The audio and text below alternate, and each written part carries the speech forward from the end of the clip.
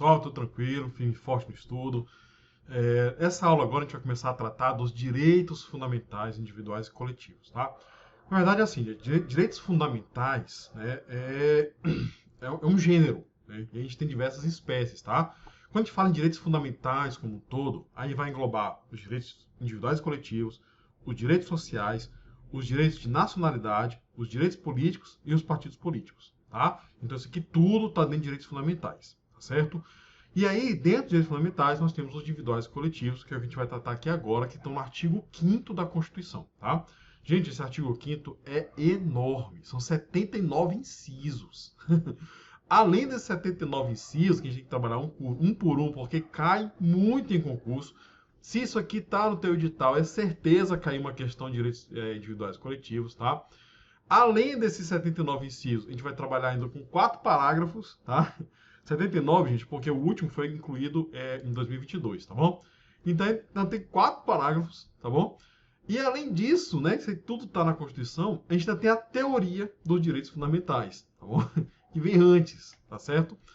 Então, primeiro, né, a gente vai trabalhar nessas duas partes. Primeiro, 2 ou 3 blocos tratando da teoria dos direitos fundamentais. E aí, daí em diante, provavelmente uns 13, 14 blocos falando sobre os direitos individuais coletivos, o artigo 5º, tá? Ele é muito extenso, eu tenho que trabalhar com cuidado, tá? Vou trabalhar com cada um dos incisos. Alguns deles eu vou agrupar para a gente trabalhar tudo ao mesmo tempo. É direito dos presos, né?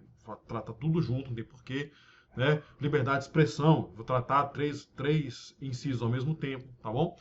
E aí a parte de teoria geral, né, de direitos fundamentais, é teoria. Não está na Constituição, está na doutrina, tá bom? E aí eu vou ter que trabalhar com mais calma, né? Assim, essa parte teórica, gente, é teoria. Então eu vou ter que escrever alguns detalhes e vou ter que explicar para vocês como é que isso aqui é abordado em concurso, tá bom?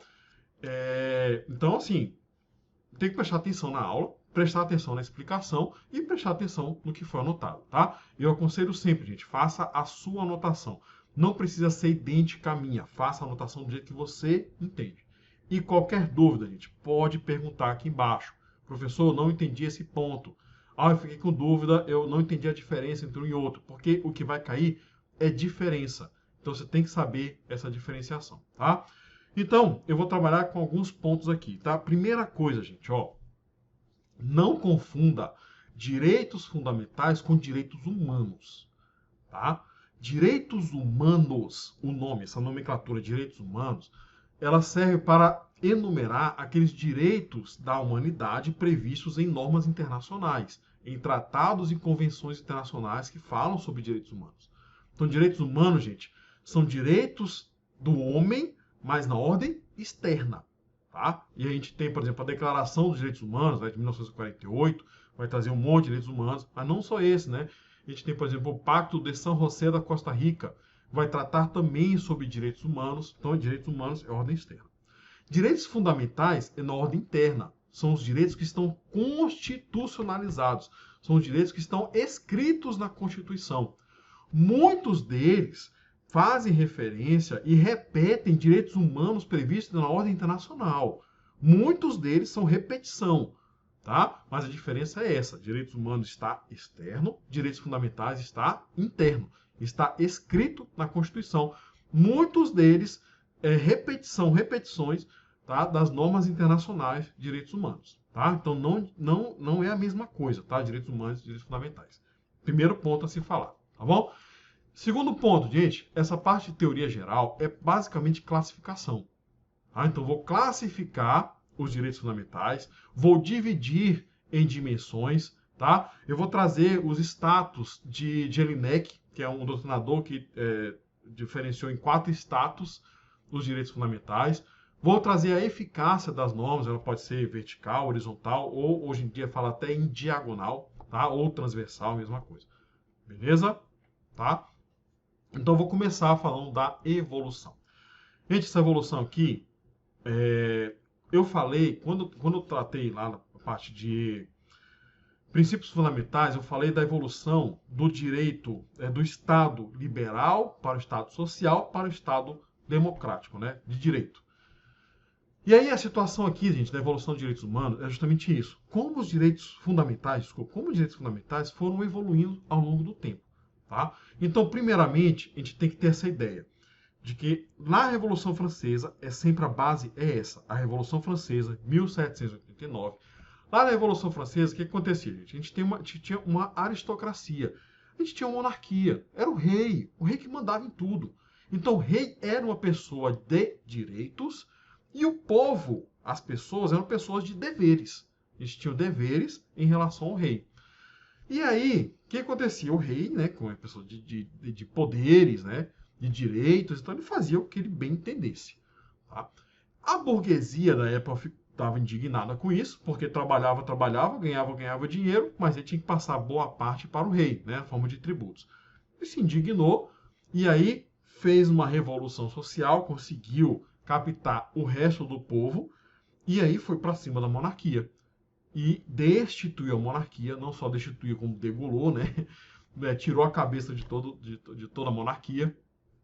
A partir daí, gente, tudo mudou, tá? Na verdade, essas ideias iluministas, né, do século XVIII, na verdade, se propagaram pelo mundo todo, né? Chegando inclusive ao Brasil, tá? Foram fundamentais, por exemplo, para a independência dos Estados Unidos, certo? Inclusive aconteceu antes da Revolução Francesa, tá? Então, na Revolução Francesa, o que aconteceu? Primeiro, no primeiro momento, a burguesia falou assim: olha, Estado, eu não quero mais que você interfira na minha propriedade. Tá? Eu não quero mais que você interfira na minha vida. Certo? Então, peraí, quero limitar a atuação do Estado.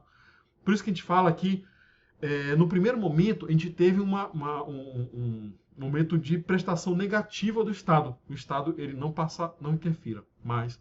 E a partir daí, a gente tem os direitos de primeira dimensão. Tá? Gente, é o seguinte, você pode achar em livro dimensão e pode achar em livro geração. Tem livro que fala que são geração, primeira geração, segunda geração, terceira geração. Outros livros passaram a falar em dimensão, porque geração dá uma ideia de que uma geração passa pela outra, e essa geração que foi passada, ela ficaria apagada, tá? Ou seja, seria uma geração depois da outra. Tá? E aí a doutrina mais moderna fala assim, não, é dimensão, porque essa primeira dimensão ela é incorporada pela segunda. A terceira incorpora a segunda e a primeira. Então, trata de incorporação de direitos. Tá? Então, não seriam gerações, seriam dimensões. Então, a primeira dimensão dos direitos fundamentais é justamente isso. Opa, Estado, eu não quero que você interfira na minha vida. Tá? E a gente vai falar da primeira dimensão, que é justamente isso. É prestação negativa do Estado. Não interfira na minha vida. Por isso que estão relacionados aos direitos de liberdade. Tá? Então, é o particular querendo liberdade do Estado. Bom, eu vou anotar isso aqui rapidinho para a gente já falar da segunda dimensão. Vamos lá para o slide. Então, a primeira dimensão, gente, são as prestações negativas, direitos negativos, tá? Que visam a restringir a atuação do Estado.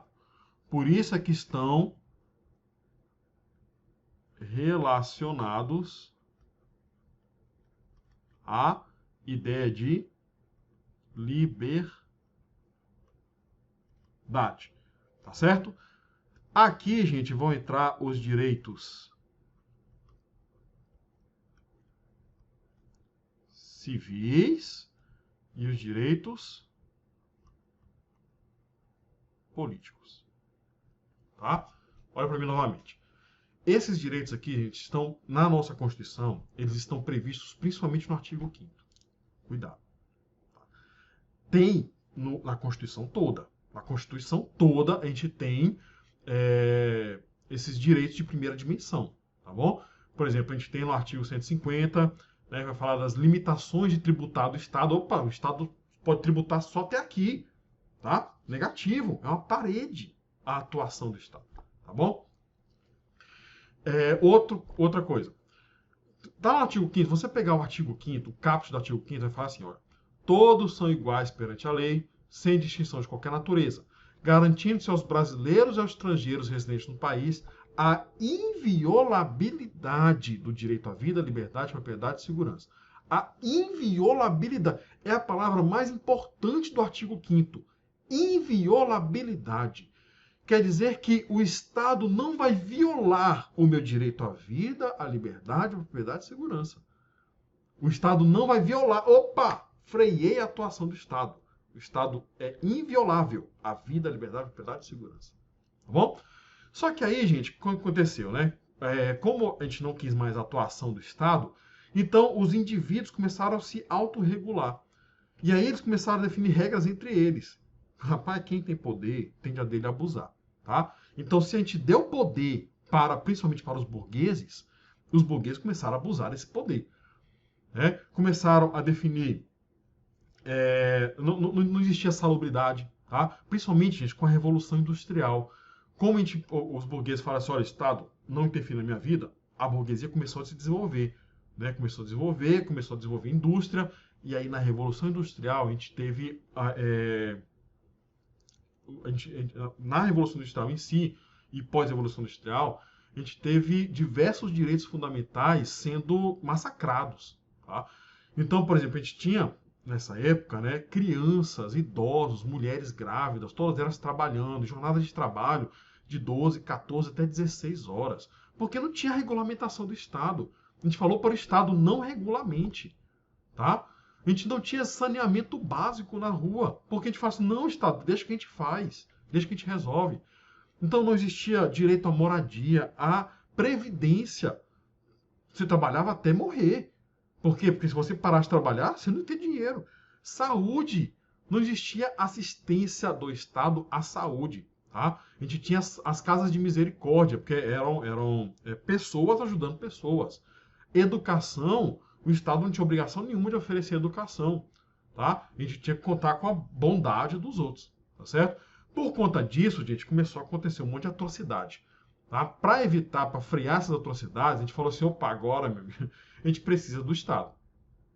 A gente precisa que o Estado interfira nas nossas vidas, porque do jeito que está, a gente começou a não ter mais saúde, não ter mais educação, não ter previdência, não ter direito trabalhista, não tem nada, não tem proteção. Então eu quero proteção do Estado, principalmente para essas pessoas que precisam de direitos sociais, tá? E aí vem a segunda dimensão. A segunda dimensão, gente, vai trazer direitos positivos, que é uma atuação positiva do Estado, certo? Aqui está relacionada a ideia de igualdade, que todos devem ser tratados de forma igual. Aqueles que não têm condições, o Estado tem que dar assistência para que eles subam, para que eles fiquem no mesmo patamar dos demais, para que todos tenham igualdade. Tá? Então a segunda dimensão está relacionada à ideia de igualdade, são prestações positivas do Estado. Tá? Então vamos anotar isso aí. Vamos lá. Então aqui são vermelho, né? Prestações positivas, com direitos positivos do Estado. Aqui eu quero uma prestação social do Estado, tá? Então aqui está relacionado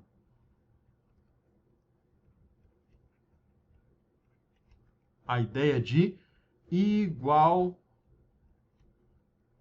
igualdade, tá? Aqui é que surgiram os direitos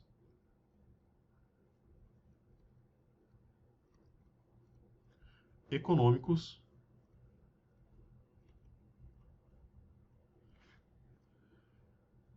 sociais e culturais, tá? Aqui, gente, eu vou botar... vocês vão colocar aqui, as duas primeiras foram a Constituição do México, tá? E a Constituição de Weimar, tá bom? Foram as duas primeiras a prever esses direitos, tá? Olha para mim. Então, gente, esses direitos são relacionados à igualdade. A Constituição do México ela é de 1917 e a Constituição de Weimar, na Alemanha, é de 1919. Tá? Essas duas foram as primeiras constituições a trazer, a prever direitos sociais. Que são direitos sociais, são direitos que o Estado tem que prestar. Tá? Ele tem que prestar. Hoje em dia, você vai pegar lá o artigo 6º. O artigo 6º da Constituição vai enumerar um monte de direitos fundamentais. E todo o tempo está crescendo. Tá? Direitos sociais, né? E todo o tempo está crescendo. Tá bom? Então, isso é, inclusive, uma característica dos direitos fundamentais. Tá? É a historicidade. Os direitos, eles vão, ao decorrer dos anos, ao decorrer do tempo, ele vai crescendo. Tá bom? Então, lá vai ter direito à saúde, à educação, à moradia, ao lazer, à segurança, enfim, ao transporte, à previdência social, à assistência. E tem um monte de direito lá, tá? Que o Estado é que tem que prover. A terceira dimensão, gente, está relacionado a direitos transindividuais, tá? Há direitos que transcendem o indivíduo, que na verdade pertencem a todos. A gente está falando de direitos coletivos, são direitos de todos, mas ao mesmo tempo não pertencem a ninguém. Tá? É direito de todo mundo, mas ao mesmo tempo não é de ninguém. Tá? Não está disponível para ninguém. Exemplo, ficar bem mais claro para vocês. É o direito ao meio ambiente. O direito ao meio ambiente, gente, não pertence a todo mundo não tem que cuidar do meio ambiente. Mas eu pergunto, o meio ambiente é de alguém? Não é. Não é nem do povo e nem do Estado. Mas é dever de todo mundo cuidar. Porque são direitos transindividuais. Então, ultrapassam a barreira do indivíduo. Tá certo?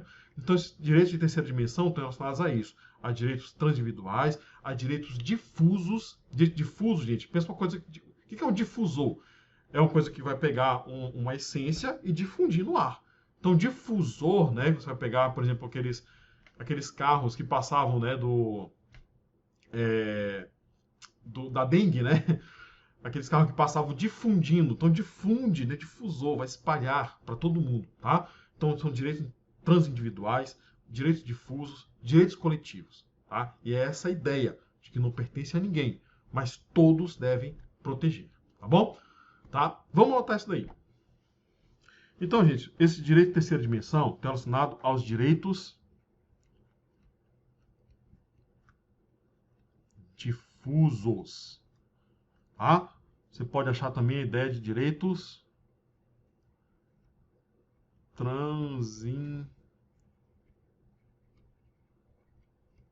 transindividuais, tá? Direitos coletivos, que pertencem a uma determinada coletividade, tá bom? Aí aqui vai entrar como exemplo direito ao meio ambiente, tá? Direitos do consumidor, direito consumerista, consumidor, tá? Autores também falam direito ao desenvolvimento, tá? Alguns vão colocar aqui também direito à comunicação, tá certo? Pronto, é isso que está relacionado aqui, tá? Então, olha para mim. Gente, essas três dimensões aqui são as dimensões mais aceitas pela doutrina, tá bom? Esses aqui são os que os doutrinadores todos vão trazer, tá? Alguns autores vão trazer também os direitos de quarta e de quinta dimensão. Não são aceitos por toda a doutrina, mas algumas questões de prova vão cobrar essas duas outras dimensões, tá? Quem vai trazer isso aqui é principalmente o professor Paulo Bonavides. Ele vai trazer o direito de quarta dimensão e o de quinta dimensão é como se fosse o suprassumo, né? É o final, é o que todos desejam alcançar, tá bom?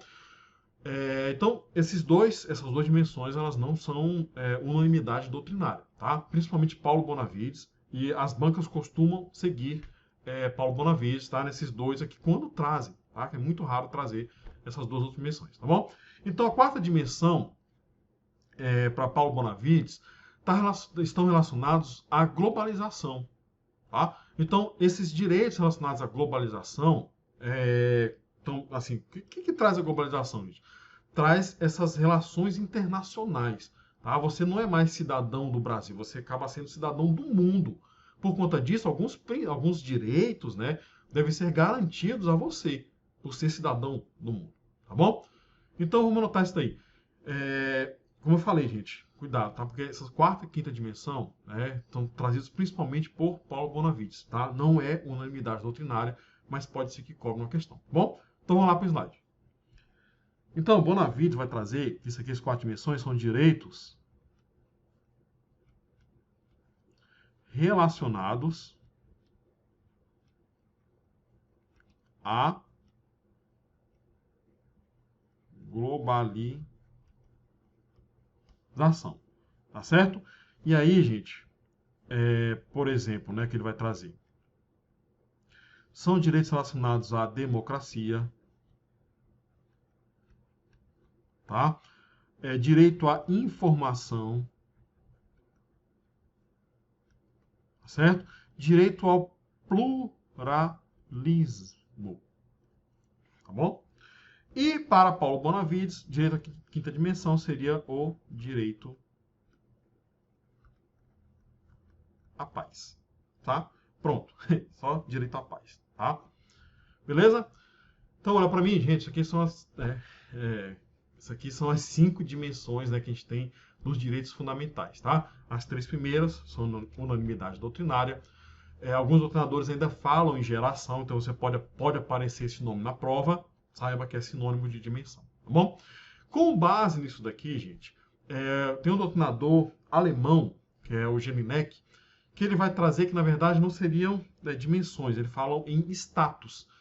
Esses status aqui, gente, estão relacionados à situação que o indivíduo se encontra perante o Estado, tá? E perante a sociedade, tá bom? E a gente vai falar em status positivo e negativo e o status passivo e ativo, tá bom? É muito parecido, vocês vão ver que o status negativo e o positivo decorrem da primeira e segunda dimensão, tá? O status ativo e o passivo já tem relação com direitos políticos, tá bom? Então vamos anotar isso aqui. Isso aqui, os 4 status de Linux, não tem tanta incidência em concurso, tá? Então eu vou só anotar e a gente vai para o slide e você faz a anotação em casa também, tá bom? Vamos lá. Então, gente, o status negativo, né, parece muito com os direitos de primeira dimensão. Lembra que eu falei que primeira dimensão seria justamente isso aqui, né? Uma atuação negativa do Estado? Então, pronto. O status negativo tem a ver com a liberdade do cidadão, da pessoa, liberdade em relação ao Estado, tá? Já o status positivo, gente, é muito parecido com a segunda dimensão. O que a segunda dimensão fala? Aí, gente, já quer uma prestação positiva do Estado, tá? Então aqui já tem a capacidade de exigir prestação do Estado, tá? O status ativo e o passivo tem a ver com direitos políticos, com democracia. O status ativo quer dizer que a pessoa é ativa, é cidadão. Então ela tem capacidade de influenciar na vontade do Estado. E no status negativo, é o contrário. Se aqui no ativo eu posso influenciar no Estado, no passivo é o Estado intervindo na pessoa, tá? Então aqui o Estado intervém na vontade,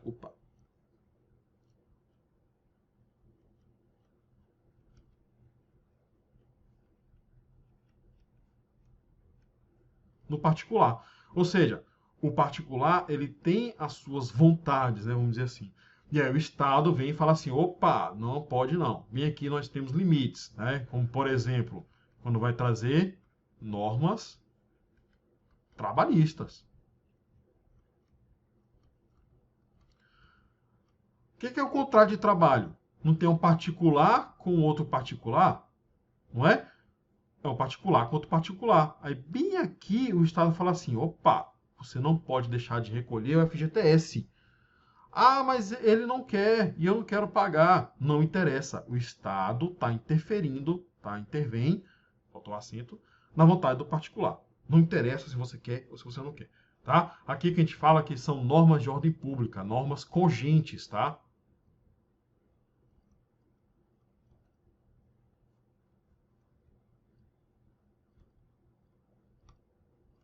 Cogente porque é obrigatório, tá bom? Então olha para mim. Pronto, gente, finalizamos esse bloco, porque o próximo bloco eu vou trazer as características, tá? Então, vamos dividir isso aqui, porque a característica é grande, vou passar mais ou menos uns 15 minutos falando, então a gente para bem aqui, no próximo bloco a gente dá continuidade, tá? Então, até o próximo bloco.